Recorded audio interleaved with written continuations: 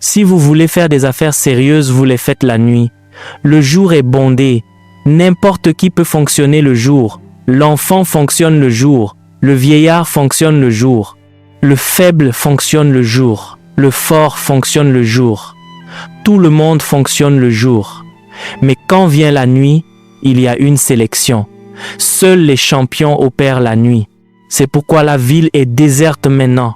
Quand nous roulions pour venir ici, toutes les routes étaient désertes. Si vous trouvez quelqu'un qui conduit à cette heure, ce qui le pousse n'est pas normal. Seuls les guerriers, seuls les leaders, seuls les champions sont éveillés quand les autres dorment. En fait, la raison pour laquelle vous pouvez diriger les autres et leur donner des instructions, c'est parce que pendant qu'ils dorment, vous marchez. La Bible dit que pendant que les hommes dormaient, l'ennemi est venu semer. Ainsi, la raison pour laquelle l'ennemi est en avance sur beaucoup, c'est parce que lorsqu'ils dorment, l'ennemi travaille et donc quand un homme veut être aux commandes, pendant que les hommes dorment, il restera éveillé et ainsi, quand l'ennemi vient, il le sait, loué soit Dieu. Faites-en une habitude. Ne dormez pas quand tout le monde dort. Si vous ne faites pas de vidéos personnelles, restez éveillés, étudiez, priez, méditez et vous verrez comment vous devancerez tout le monde. La plupart des choses qui arrivent aux hommes ne sont pas un cadeau, elles sont un dépôt. Il n'y a qu'une personne faible qui s'assoit et espère que quelque chose de bien lui arrivera. Ceux qui gouvernent et règnent le savent. Ils remercient Dieu pour là où ils en sont, mais ils savent aussi que c'est un dépôt parce que le royaume n'est pas un cadeau. Et la Bible dit que l'héritier, aussi longtemps qu'il est enfant, ne diffère en rien d'un esclave. Et ainsi, le Père ne lui confiera pas le royaume. Il a dit que le Père le placera sous des tuteurs et des administrateurs. Galates 4, verset 1, jusqu'au moment où cet enfant parvient à la maturité. Et l'une des choses que nous faisons est de rester éveillés, de rester actifs pendant que les autres dorment. Parce qu'il est facile de venir encourager les gens avec un bon message alors que vous-même ne le faites pas. Le résultat de votre vie montrera que vous êtes un parleur et non un faiseur. Aujourd'hui, presque tous d'entre nous assis ici, si nous prenions le microphone maintenant, la prochaine chose que nous dirions serait que nous devons prier, que nous devons prendre le contrôle de ce pays. La question est, quand vous quittez l'église, priez-vous? Ne venez pas dire que nous devons prier parce que nous sommes à l'église et que nous devons dire aux gens que nous devons prier. Vous devez prier avant de dire aux gens de prier. Vous êtes nés pour briller. Vous devez agir. Vous ne parlez pas avant de faire. Vous faites avant de parler. C'est cela l'ordre du royaume. Dans Acte 1, verset 1, il est dit de tout ce que Jésus a commencé de faire et d'enseigner. Il n'enseignait pas pour faire, il a fait pour enseigner. Il a brûlé afin de briller. Et malheureusement, ce n'est qu'en christianisme que nous essayons d'inverser l'ordre. Regardez vos amis qui sont officiers militaires. Ils ont entraîné leur corps. Je parlais avec l'un des officiers l'autre jour et je voulais juste poser mes mains sur son épaule en tant qu'homme spirituel. Tout le monde vient et dit « Monsieur ». Je voulais donc l'encourager et quand j'ai touché son épaule, c'était comme un mur de béton. Ma main s'est posée dessus comme sur du fer et j'y suis retourné une deuxième fois pour être sûr que je touchais le corps de quelqu'un. Et quand j'ai tapoté, le corps ne pouvait pas fléchir. Il ne pouvait pas. Je ne touche pas. Toucher mon propre corps. Je découvre que les corps sont différents. Ils ont tellement traité avec le corps. Le corps est comme un rocher. Vous pensiez que l'épaule de quelqu'un, votre main, est comme si vous vous appuyez sur du fer et non touchez mon corps. Est-ce pareil? Que s'est-il passé? L'entraînement l'a façonné. C'est une personne différente. Ils sont alertes chaque seconde. Et ils sont actifs. Ils n'ont pas besoin d'aller se préparer et de revenir. Ils sont préparés. L'autre jour, je parlais à un ami qui est médecin. Le matin, nous devions aller quelque part pour faire quelque chose. Il était là vers 7 heures. Il a conduit plus de 40 minutes pour venir et j'ai dit « Waouh, comment vas-tu? Bien. » Il a dit qu'il était de garde jusqu'à 3h30 du matin hier et que tu es ici avant 7 heures. Oui, c'est ma vie. Chaque semaine, il est de garde au moins 2 fois. Ainsi, même le chirurgien fait 2 jours de garde obligatoire chaque semaine. Même quand il n'y a pas de chirurgie, il est de garde. Et quand il est de garde, cela signifie que vous pouvez l'appeler à 2 heures du matin. Il n'a pas le droit de dormir. Avant de poursuivre cette vidéo, j'aimerais vous partager quelque chose d'important. Si vous désirez aller plus loin avec Dieu et découvrir ce qui a réellement fait la différence dans la vie des grands généraux de la foi, je vous invite à vous procurer mon livre « Les généraux de Dieu ». Vous y découvrirez leurs habitudes spirituelles, les secrets de leur consécration, leur parcours, les sacrifices qu'ils ont consentis, comment la puissance de Dieu s'est manifestée dans leur vie et surtout les principes bibliques que vous pouvez appliquer dès aujourd'hui pour marcher, vous aussi, dans une relation plus profonde avec Dieu. Le lien se trouve dans la description de cette vidéo. Je suis convaincu que ce livre sera une véritable bénédiction pour votre vie spirituelle. Maintenant, revenons à notre enseignement. Même le pharmacien a aussi une garde au moins 1 fois par semaine pour rester éveillé au cas où on aurait besoin de médicaments à l'hôpital. Pendant ce temps, vous qui êtes chrétien, vous n'êtes jamais de garde.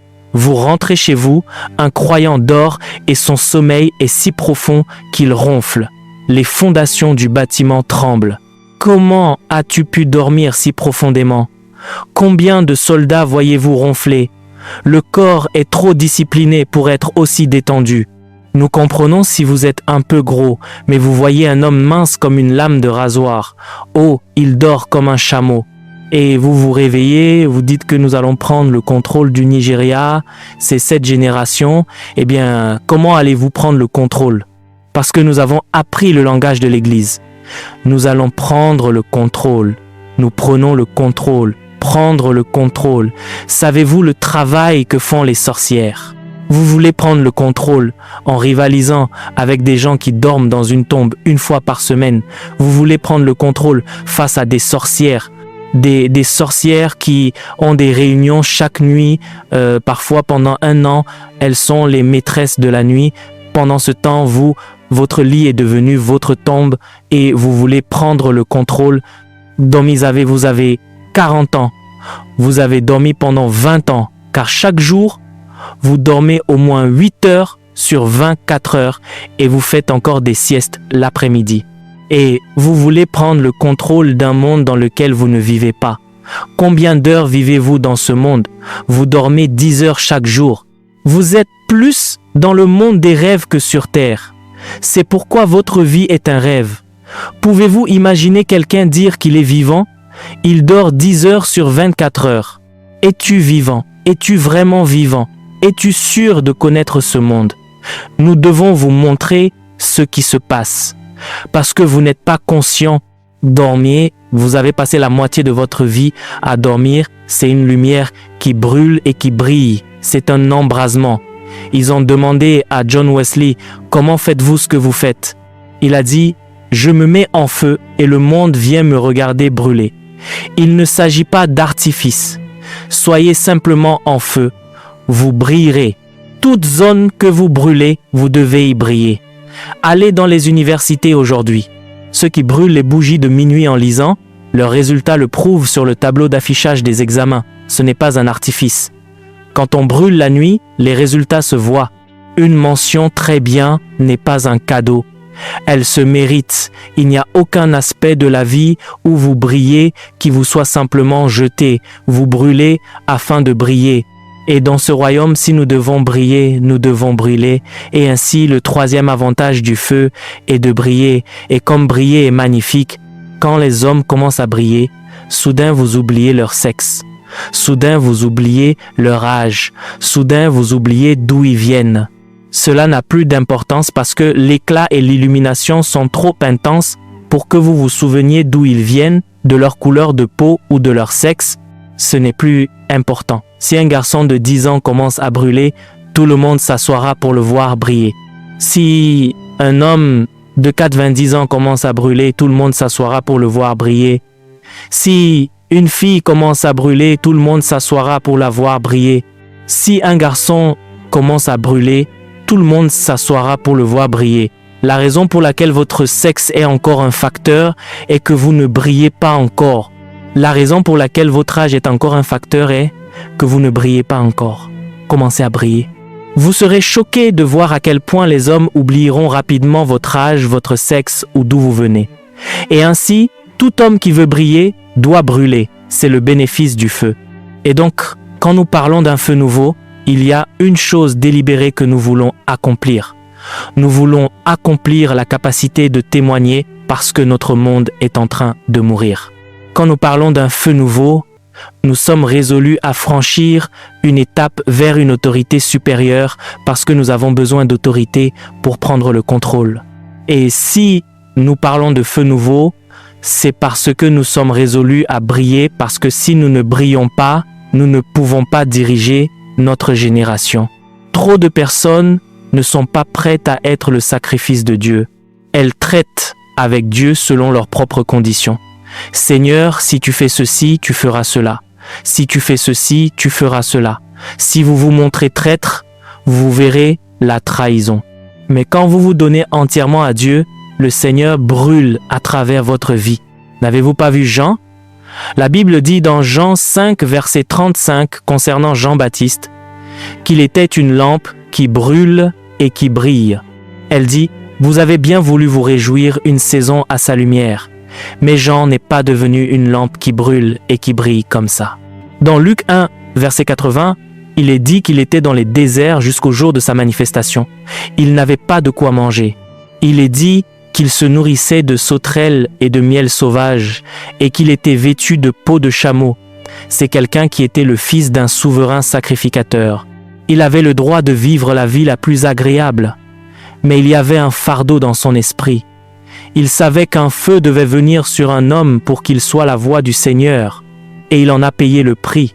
Il s'est fait lui-même sacrifice, et il est resté là jusqu'à ce qu'un moment arrive et que Jean commence à parler comme un Dieu. Il a dit « celui qui m'a envoyé ».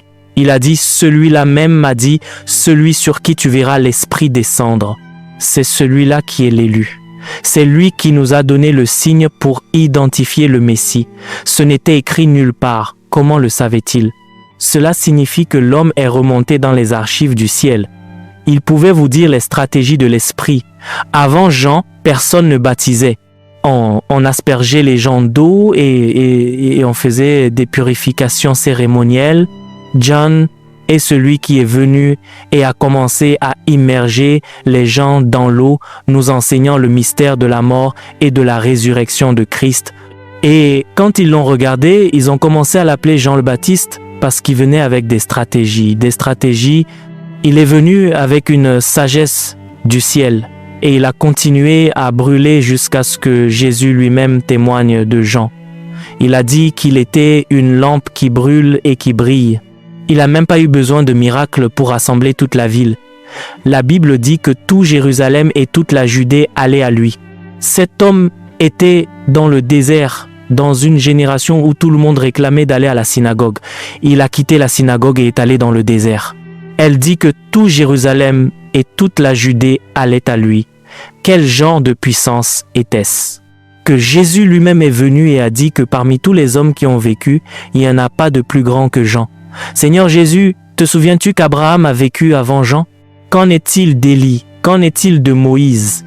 Cet homme était un sacrifice complet et Dieu lui a fait l'honneur de présenter et d'ouvrir la voie pour que le Messie vienne. Ainsi, il est devenu le sommet de tous les prophètes parce que ce qu'ils ont prophétisé, c'est lui qui a ouvert la porte pour que le Messie vienne.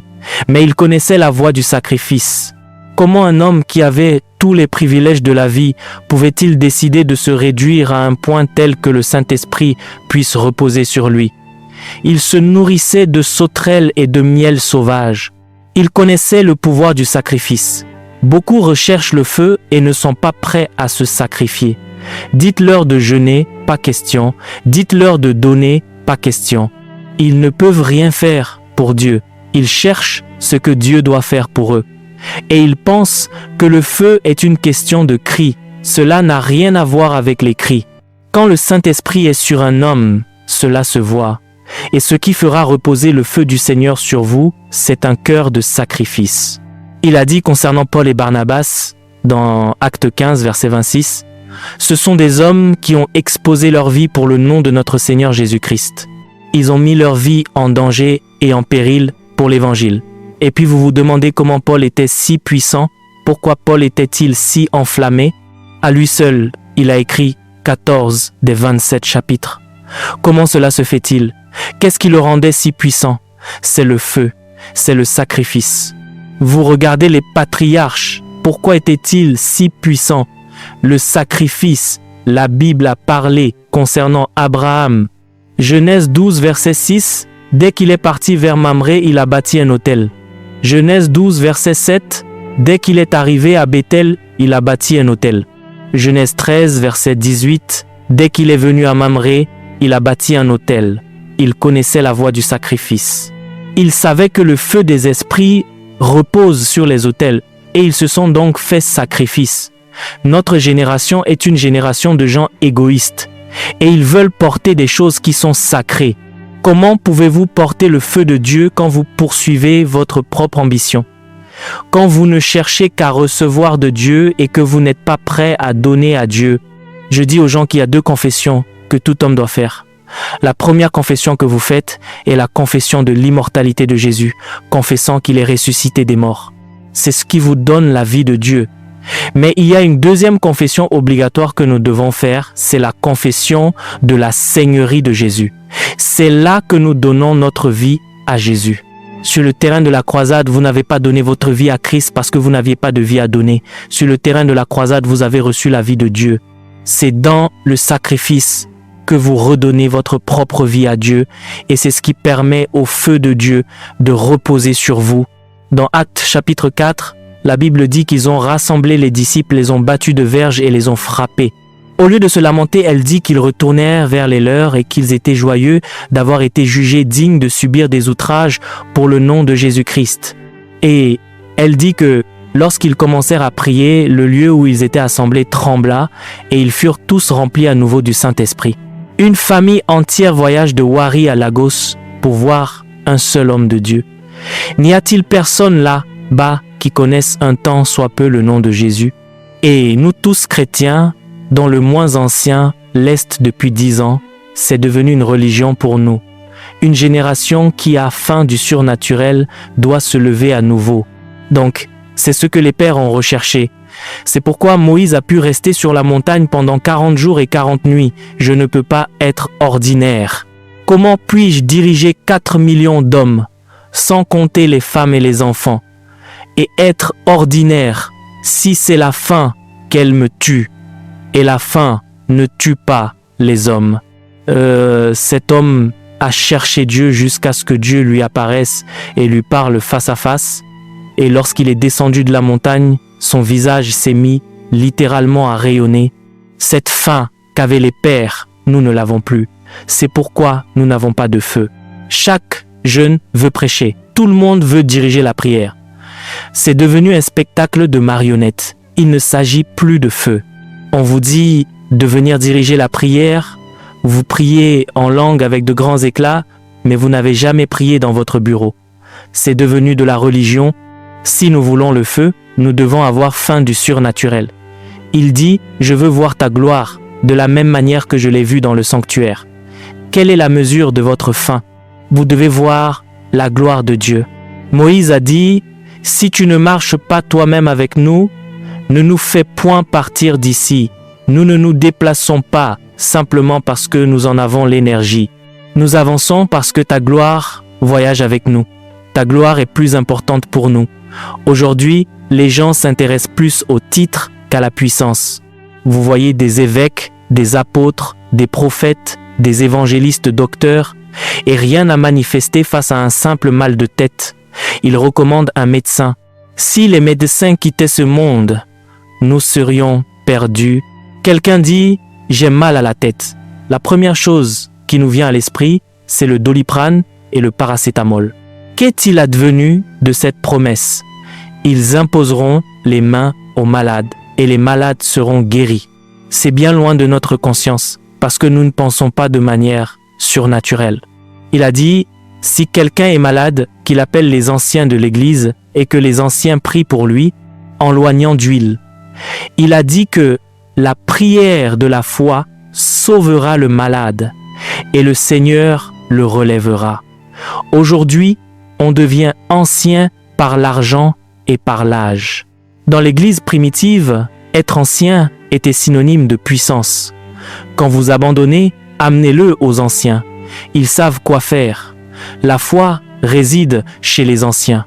Lorsqu'il prie, ses péchés seront pardonnés et il ressuscitera d'entre les morts. Il n'y a plus de surnaturel. À l'époque des apôtres, s'ils voulaient prendre une ville, un seul homme suffisait. Ils n'envoyaient pas des apôtres, ils envoyaient des diacres. Philippe était un diacre. Il s'est rendu dans une ville et a gagné toute la ville. Ils avaient faim. Gédéon se lamentait. Il disait « Où sont tous ces prodiges que nos pères nous racontent quand ils disent « Le Seigneur ne nous a-t-il pas fait monter hors d'Égypte ?» Où est ce Dieu? Son problème n'était pas que les Madianites les opprimaient. Son problème était qu'il ne voyait plus la gloire. Et c'est dans ce lieu de fardeau que l'ange lui est apparu et lui a dit « Vaillant héros ». Quand un homme commence à développer une faim pour le surnaturel, le feu commence à reposer sur lui. Mais comment pouvons-nous développer cette faim pour le surnaturel? Alors que nous passons notre temps sur TikTok à regarder des photos de fêtes d'anniversaire et des personnes dénudées du lundi au soir, des gens sur Facebook 4 heures durant à regarder des photos, les pères n'étaient pas distraits par Facebook. Si vous l'utilisez pour l'avancement du royaume et pour une communication stratégique, c'est magnifique. Mais si cela devient un objet de distraction, vous n'êtes pas encore assez mûr pour l'utiliser. Donc, savez-vous que lors de la dernière épreuve, l'épreuve de la Covid, ils ont classé l'Église parmi les services non essentiels? Ce n'est pas une bataille politique pour aller commencer à les combattre. Si nous sommes le sel de la terre, cela se verra. Vous n'avez pas à argumenter. La lumière ne se bat pas pour être reconnue. Si tout ce qui concerne l'Église tourne autour des offrandes, que voulez-vous que le monde en pense? Autrefois, quand les gens étaient malades, ils cherchaient le prêtre. Autrefois, même les rois, lorsqu'ils avaient besoin d'une direction, cherchaient les prophètes. Que font nos prophètes aujourd'hui? Ils révèlent des noms, des couleurs de maillots de corps et des numéros de compte bancaire. Et tout tourne autour de l'argent. Il n'y a rien de mal à appeler les gens par leur nom, à fortifier leur foi et à parler des projets de Dieu.